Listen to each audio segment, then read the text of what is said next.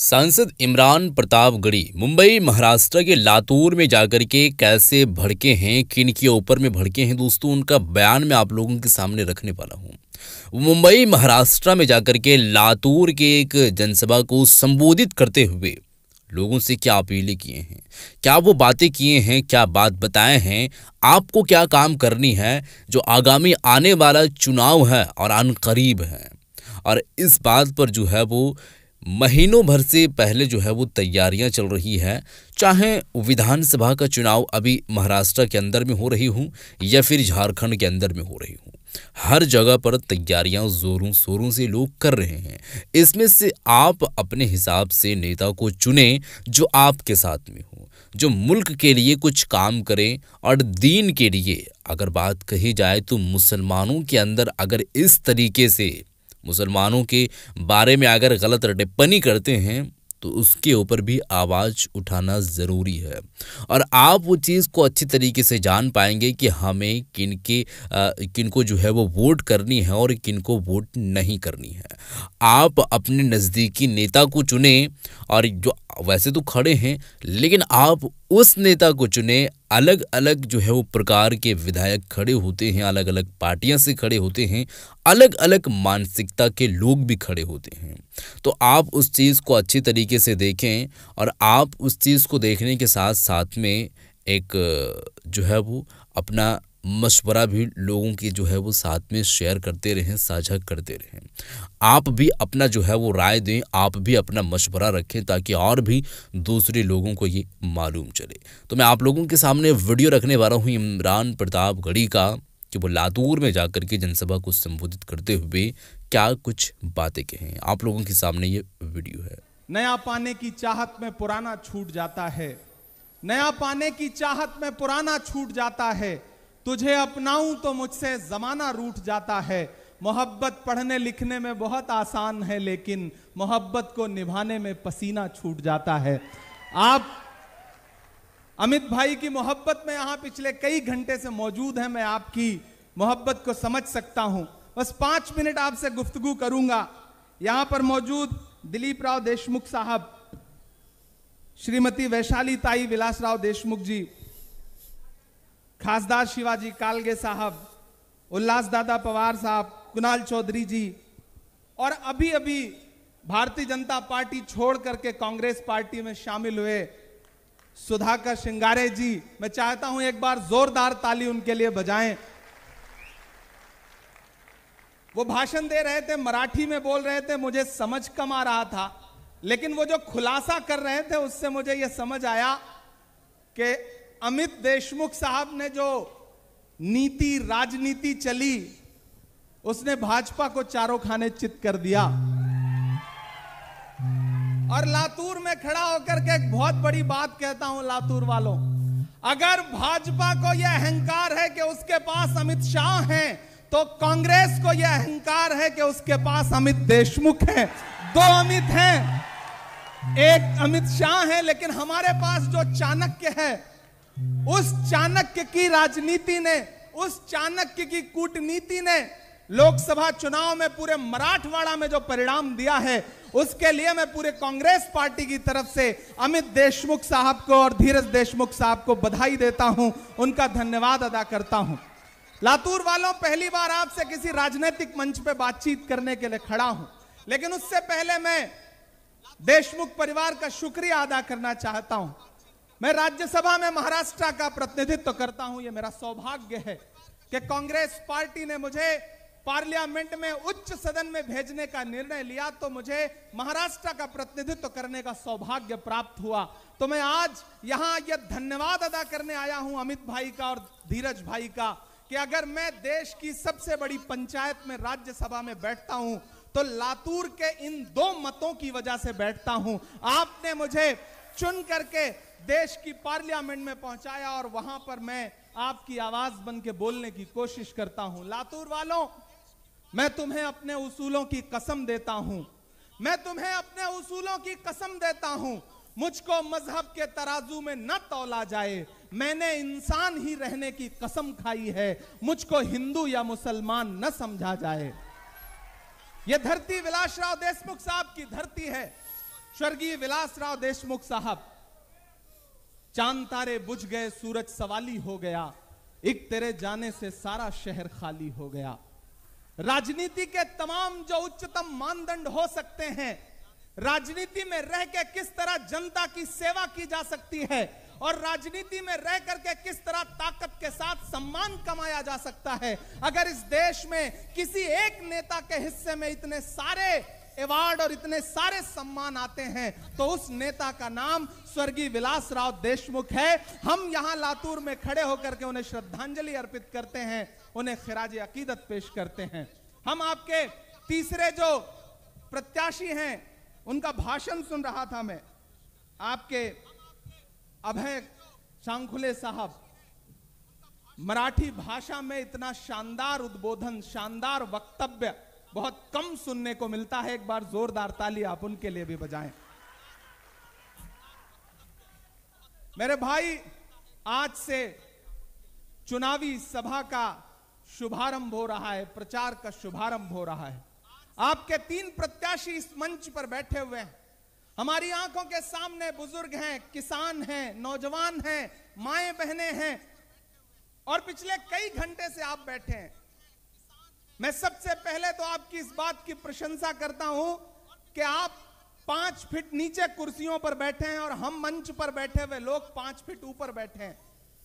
लेकिन 5 फीट ऊपर बैठने से हम ज्यादा महत्वपूर्ण नहीं हो जाते, आप ज्यादा महत्वपूर्ण हैं। आप हैं तो हम हैं, आप हैं तो हमारा वजूद है। जिस तरह तराजू में 2 पलड़े होते हैं, उसी तरह से इस कार्यक्रम में भी तराजू के 2 पलड़े हैं। एक ये है जो 5 फीट ऊपर है और दूसरा ये है जो 5 फीट नीचे है। लेकिन जो 5 फीट नीचे है वो ज्यादा महत्वपूर्ण है, क्योंकि तराजू का वही पलड़ा झुका होता है जिसमें वजन ज्यादा होता है। आप ज्यादा वजनदार लोग हैं, आपकी वजह से हमारा वजूद है, हम सारे लोगों का वजूद है। मैं राहुल गांधी जी का सिपाही हूं और यहां आपके सामने आकर के अमित भाई और धीरज भाई को, अभय जी को उनके नामांकन के लिए सबसे पहले तो बधाई देता हूं और जीत की शुभकामनाएं देता हूं। यह चुनाव बहुत महत्वपूर्ण चुनाव है। एक तरफ वो ताकतें खड़ी हैं, मैं दिल्ली से आया हूं, मेरी आंखों में 700 किसानों की शहादत है। दिल्ली के बॉर्डर पर बैठे हुए 700 किसान अपना अधिकार मांगते हुए शहीद हो गए, लेकिन दिल्ली में बैठे हुए हाकिम के कान पर जूं नहीं रेंगी। कीमत तो बहुत बढ़ गई शहरों में धान की, लेकिन विदा न हो सकी बेटी किसान की।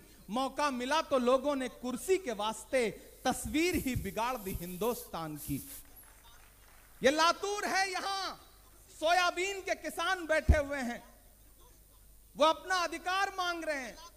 सोयाबीन का दाम एमएसपी के भी नीचे चला गया है और ये किसान कहते हैं कि हमें हमारा अधिकार दीजिए। जब यहां मौजूद सरकार से आप अपना अधिकार मांगते हैं तो कहते हैं कि दिल्ली से मांगिए, दिल्ली वालों के सामने मांगिए तो वो टाल मटोल करते हैं। यह सरकार न किसानों की है, न नौजवानों की है, न महिलाओं की है, न बुजुर्गों की है। इस सरकार में जो भ्रष्टाचार महाराष्ट्र ने देखा है, शायद अतीत में महाराष्ट्र ने कभी इतना भ्रष्टाचार नहीं देखा होगा। याद करिए वो दिन कि जब कोरोना के दौरान एक चलती हुई सरकार को किस तरह से लूट करके, तोड़ करके एक नई सरकार गठित की गई।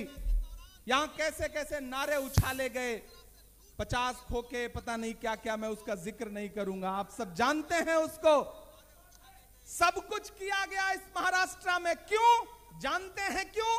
क्योंकि दिल्ली में बैठा हुआ राजा यह चाहता है कि महाराष्ट्र उसके रिमोट कंट्रोल से चले, लेकिन वो यह भूल जाता है कि यह महाराष्ट्र है, यह वीर शिवाजी महाराज की धरती है, यह बाबा साहब अंबेडकर की धरती है। इस महाराष्ट्र को महाराष्ट्र के लोग चलाएंगे। दिल्ली में बैठा हुआ कोई हाकिम किसी रिमोट कंट्रोल से नहीं चला सकता है। महाराष्ट्र आंदोलन की भूमि है। महाराष्ट्र न जाने कितनी ऐसी आंधियों को झेल चुका है, बारंबार झेल चुका है। मेरे भाई, मैं आपके सामने ज्यादा समय नहीं लूंगा, अभी कई वक्ताओं को आपको सुनना है। मैं बड़ा आपसे यह कहने आया हूं कि अमित भाई और धीरज भाई और अभय जी तीनों को लेकर के कांग्रेस पार्टी ने अपना नुमाइंदा बना करके आपके बीच में भेजा है। और सिर्फ कांग्रेस पार्टी ने नहीं, बल्कि महाविकास आघाड़ी ने अपना नुमाइंदा बना के भेजा है। यहां शिवसेना उद्धव साहब ठाकरे के गुट के तमाम साथी बैठे हैं, एनसीपी के तमाम साथी बैठे हैं, शरद पवार साहब के लोग यहां बैठे हैं, हम सबका स्वागत करते हैं। यहां हमारे कॉमरेड बैठे हैं, हम उनका भी स्वागत करते हैं। एक चीज ध्यान में रख लीजिए, ये भाजपा की जो सरकार है न किसानों की है न नौजवानों की है। याद करिए इनके जितने नारे, इनका पहला नारा याद करिए, बेटी बचाओ बेटी पढ़ाओ, याद है वो नारा? उस नारे की सच्चाई ये है, मैं दिल्ली में रहता हूं, उसी दिल्ली में जंतर मंतर पर हमारी आंखों ने देखा है कि किस तरह इस देश के लिए ओलंपिक पदक लाने वाली बेटियों को जंतर मंतर पर घसीटा है दिल्ली की पुलिस ने। क्यों? क्योंकि वो अपना अधिकार मांग रही थी। आप कैसे भूल सकते हैं पुणे का वो गैंग रेप? न यहां बेटियां सुरक्षित हैं, न बच्चियां सुरक्षित हैं, न महिलाएं सुरक्षित हैं। ऐसे में इस सरकार को उखाड़ फेंकने का वक्त आ गया है। यह चुनाव इस बात का चुनाव है कि इस महाराष्ट्र की धरती पर एक ऐसी नई सरकार का गठन होगा जो इस राज्य के किसानों के लिए काम करेगी। यहां मेरी आंखों के सामने नई नस्लें खड़ी हैं। याद करिए प्रधानमंत्री जी का वादा, 2 करोड़ नौकरियां देने का वादा, याद है वो नौकरियां देने का वादा? क्या हुआ? आज तक किसी भी जनसभा में जाओ, कोई भी एक नौजवान उठ के खड़ा नहीं हो सकता जो ये कहता हो कि हमें इस सरकार ने नौकरी दिया है। लेकिन आप जब इनके वादे याद दिलाओ तो कहते हैं कि बताओ कांग्रेस वालों तुमने 70 साल में किया क्या है, बनाया क्या है? एक दिन प्रधानमंत्री जी पार्लियामेंट में खड़े होकर के भाषण दे रहे थे, बताओ कांग्रेस वालों 70 साल में क्या बनाया है। मुझे लगा कि मैं खड़ा होकर के जवाब देना शुरू करूं। जैसे ही मैं खड़ा हुआ, सामने खरगे साहब बैठे थे। खरगे साहब ने कहा इमरान मत बताओ, जो बताओगे ये उसको भी बेच देंगे, इनका काम सिर्फ बेचने का है, मत बताओ। ये भाजपा के लोग कहते हैं कांग्रेस वालों 70 साल में क्या किया है, 70 साल का हिसाब दो। मैं लातूर में खड़ा होकर कह रहा हूं, अरे भाजपा के लोगों, जो सरकार अपना चलाया हुआ 2000 का नोट 7 साल नहीं चला सकी, वो हमसे 70 साल का हिसाब मांगती है। ये झूठे लोग हैं, इनके झांसे में मत आइएगा। इन्हें सिर्फ नफरत आती है, इन्हें सिर्फ भ्रष्टाचार आता है, इन्हें सिर्फ धोखा देना आता है, इन्हें सिर्फ बांटना आता है, इन्हें सिर्फ लड़ाना आता है। लेकिन आपको यह मान के चलना है कि चिरागों के सफर में दबदबा हो आंधियों का, तो फिर अंजाम जुल्मत के सिवा कुछ भी नहीं होगा।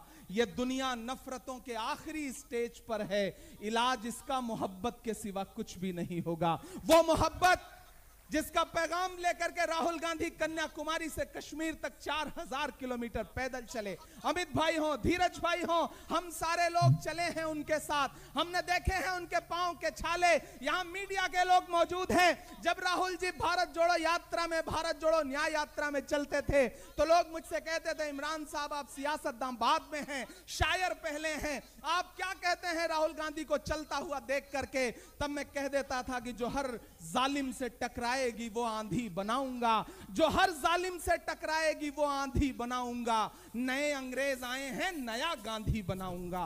वो नया गांधी जो लगातार इस देश में प्यार की, मोहब्बत की, प्रेम की, अपनेपन की बात करता है, जो विजन की बात करता है, जो मुद्दों की बात करता है, हम उसके लिए आपके सामने आए हैं। और उन्हीं राहुल गांधी ने अपना नुमाइंदा बना के भेजा है। मैं अमित भाई को बैठ करके बहुत देर देख रहा था, उन्हें सुन रहा था, और कई बार मुझे ऐसा लगता था कि मैं अपनी आंखें बंद कर लूं, पलकें बंद कर लूं, तो यह फर्क खत्म हो जाएगा कि अमित देशमुख साहब बैठे हैं या स्वर्गीय विलासराव देशमुख साहब बैठे हैं। लातूर वालों, इस परिवार से आपका एक जज्बाती रिश्ता है और मेरा भी एक जज्बाती रिश्ता है, क्योंकि मैं जब यहां राज्यसभा का चुनाव लड़ने के लिए आया तो दोनों भाइयों ने आगे बढ़ के मुझे गले से लगा के कहा था कि इमरान तुम हमारे भाई की तरह हो, तुम यहां से चुन के जाओगे, जाकर के देश की राज्यसभा में खड़े होना और महाराष्ट्र के मुद्दों पर बात करना। मैं आपको आश्वस्त करता हूं, आपको यकीन दिलाता हूं, आप मेरे पार्लियामेंट के भाषण उठा के देख सकते हैं। मैं पैदा भले महाराष्ट्र में नहीं हुआ हूं, लेकिन जब देश की पार्लियामेंट में खड़ा होकर के महाराष्ट्र के मुद्दों पर बात करता हूं तो मुझे ऐसा लगता है कि जैसे मैं महाराष्ट्र के कण कण से बना हूं, मेरा वजूद ही इसी महाराष्ट्र से बना हुआ है। मैं डरा नहीं, मैं झुका नहीं, कहीं छुप छुपा के खड़ा नहीं। जो डटे हुए हैं महाज पर, मुझे उन सफों में तलाश कर। जाते जाते आपसे बस इतना कहूंगा, आपने बहुत भाषण सुना है, मेरी एक बात ध्यान में रखना। महान बादशाह सिकंदर ने यूनान फतेह किया, यूनान जीता। जीतने के बाद वो जीत का जश्न मनाने के लिए शहर की सड़कों पर निकला। जब शहर की सड़कों पर निकला तो उसने देखा कि पूरा शहर जश्न मना रहा है, लेकिन एक संत फकीर सड़क के किनारे सो रहा है, अलमस्त होकर के, बेखबर होकर के। सिकंदर को गुस्सा आया। सिकंदर अपने घोड़े से उतर के उस फकीर के पास गया। उसे सोता देख करके उसे एक जोर की लात मारी और लात मार के कहा कि क्यों रे फकीर, मैंने शहर फतेह कर लिया, शहर मेरे जीत में जश्न मना रहा है और तू सो रहा है। उस फकीर ने उनींदी आंखों से सिकंदर को देखा और देख करके कहा, आपकी तालियां उठेंगी इस बात पर। उस फकीर ने सिकंदर को देखा और देख करके कहा कि शहर फतेह करना बादशाहों का काम है, लेकिन लात मारना गधे का काम है।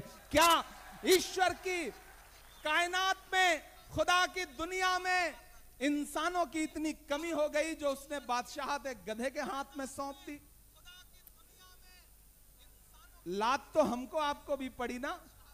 2016 में एक दिन हम आप घर पे बैठे थे, टीवी पे एक चेहरा नमूदार हुआ और उन्होंने कहा, भाइयों बहनों, आज से सारे नोट रद्दी। नोटबंदी की लात पड़ी। यहां माएं बहनें बैठी हैं, आपने अपने पल्लू में बांध करके, आपने रसोई में चावल के डिब्बे में, आटे के डिब्बे में पति से, परिवार से छुपा करके जो पैसे रखे थे कि परिवार की मुश्किलों में काम आएंगे, उस पैसे को भी निकाल करके यह कहा कि इसे बैंक में जमा करो ताकि अपने उद्योगपति दोस्तों का कर्जा माफ करे। यह सरकार किसी की नहीं है। यह सरकार कई बार जीएसटी लगा करके छोटे मोटे कारोबारियों के कारोबार बर्बाद कर दिए। इस सरकार ने आपसे वादा किया कि आपको नौकरी देंगे, लेकिन आज इस देश में युवा टहल रहा है, बेरोजगार टहल रहा है, नौकरी मांग रहा है, लेकिन इस देश में इस सरकार के पास देने के लिए नौकरियां नहीं है। और नारा क्या है? पकोड़े तलो, चाय बनाओ, पकोड़े तलो। एमबीए किया हुआ बच्चा पकोड़ा तलने के लिए मजबूर हो गया है। यह है इस सरकार की नीति और यह है इस सरकार के पिछले कुछ सालों का काम। मैं आपसे यह कहने आया हूं मेरे भाई कि यह चुनाव बहुत महत्वपूर्ण चुनाव है। इस चुनाव में 20 तारीख को आपको महाराष्ट्र के भविष्य का फैसला करना है। लातूर में जानता हूं कि वो अमित भाई, धीरज भाई, अभय जी के साथ खड़ा है, इसमें कोई दो राय नहीं है, लेकिन आपको महाराष्ट्र के भविष्य का फैसला करना है। और इस झूठी सरकार को, जिसने दलों को तोड़ा, चुनाव चिन्ह छीने, जितना साम दाम दंड भेद ये इस्तेमाल कर सकते हैं वो सब प्रयोग किया और प्रयोग करके महाराष्ट्र की अस्मिता को कुचलने की साजिश की। उसका बदला लेने का चुनाव है ये। 20 तारीख को अपने घरों से बाहर निकलिएगा, जाइएगा। ये जो हाथ का पंजा है, इस पंजे के हाथ में मशाल है। ये जो तीनों चुनाव निशान है, इन्हें याद रखिएगा। हाथ का पंजा, हाथ के पंजे में मशाल, हाथ के पंजे में तुतारी। ये जब तीनों मिलेंगे तो ये भाजपा और महायुति कहां चली जाएगी पता भी नहीं चलेगा। और इसकी शुरुआत लातूर से होगी, क्योंकि लातूर वो भूमि है कि महाराष्ट्र में ये जिस तरफ देखती है, जिस तरफ मुड़ती है, महाराष्ट्र उस तरफ मुड़ता है। अगर चाहते हैं कि स्वर्गीय विलासराव देशमुख साहब की यादों को जिंदा रखा जाए, मैं जानता हूं आपने जिंदा रखा है। कोई उनका नाम लेता था, मैं भाषण बैठ के सुन रहा था, तो आपकी आंखों में जो उनके लिए सम्मान और श्रद्धा आती थी वो बताती है कि उन्होंने पूरी जिंदगी में क्या कमाया है। किसी नेता के लिए इससे बड़ी कमाई कुछ नहीं हो सकती कि उसका नाम भराए। वो दुनिया में है नहीं, लेकिन उसके बावजूद जब उसका नाम आता है तो आपकी आंखों में श्रद्धा आती है। यह सबसे बड़ी कमाई है किसी नेता के लिए। मैं ऐसी बड़ी शख्सियत को सलाम करता हूं और यहां खड़ा होकर के आपका खासदार होने के नाते आपको एक सुझाव भी देता हूं और अपने समाज के लोगों से भी कहता हूं कि भाजपा जब डायरेक्ट लड़ाई में नहीं जीत पाती तो साजिशें करती है। साजिशें क्या करती है? बांटने की। ढूंढ ढूंढ करके अपक्ष के प्रत्याशी खड़े कर दो, कैंडिडेट खड़े कर दो, डमी कैंडिडेट खड़े कर दो, उनको पैसा दो ताकि वोट बंट सके। इस बार वोट मत बांटिएगा, बंटने का नुकसान होता है। महाराष्ट्र को अगर विकास के पथ पर लाना है तो आप सबको एकजुट होकर के महाविकास अघाड़ी के प्रत्याशियों को वोट देना है। अभय जी को, धीरज भाई को, अमित भाई को चुन करके भेजिए। आप जब 20 तारीख को वोट देने जाएंगे तो यह सोच के मत जाइएगा कि सिर्फ आमदार चुनने जा रहे हैं।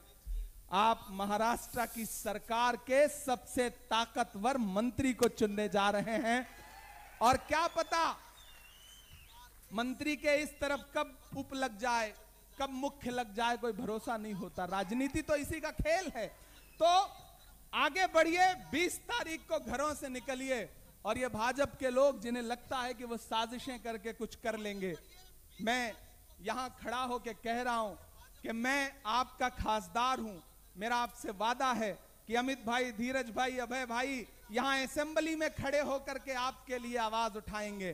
3 चुनिए, एक साथ में फ्री मिल रहा है। 3 आमदार चुनिए, एक खासदार फ्री मिल रहा है आपको। 2 अभी ऑलरेडी आए थे। कालगे साहब ने बहुत अच्छा बोला, माजी भी यहां पे बैठे हुए हैं, सुधाकर जी। तो कुल मिलाकर के ये जो संगम हो रहा है राजनीतिक लोगों का, इसे और बड़ा बनाइए। यहां से जो सदाएं उठेंगी वो पूरे महाराष्ट्र की हवा का रुख तय करेंगी। जिन्हें ये लगता है कि वो यहां साजिश करेंगे और थोड़ा बहुत बंटवारा कर लेंगे, मैं शायर भी हूं। मैं अंत में 4 पंक्तियां सुना के जाऊंगा, क्योंकि हमें अमित भाई को सुनना है, हमें दिलीप साहब को सुनना है, हमें बाकी मेहमानों को सुनना है। मैं तो यहां लातूर में खड़ा होकर शंखनाद करते हुए ये कह के जा रहा हूं कि दायरे में सिमट के आएगा, दायरे में सिमट के आएगा। धीरज भाई इधर आइए, आप अमित भाई इधर आइए। पता नहीं क्यों मेरा मन कर रहा है आप मेरे पास खड़े हो तब मैं ये पंक्तियां पढ़ूं। अबे भाई आप भी आइए, ऐसे काम नहीं चलेगा, अधूरा अधूरा सा रह जाएगा।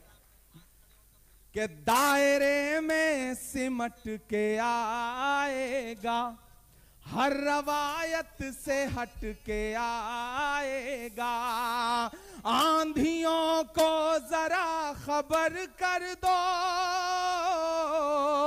यहां से वहां तक अगली पंक्ति पे एक एक हाथ हवा में उठना चाहिए कि आंधियों को जरा खबर कर दो, शेर वापस पलट के आएगा, शेर वापस पलट के आएगा।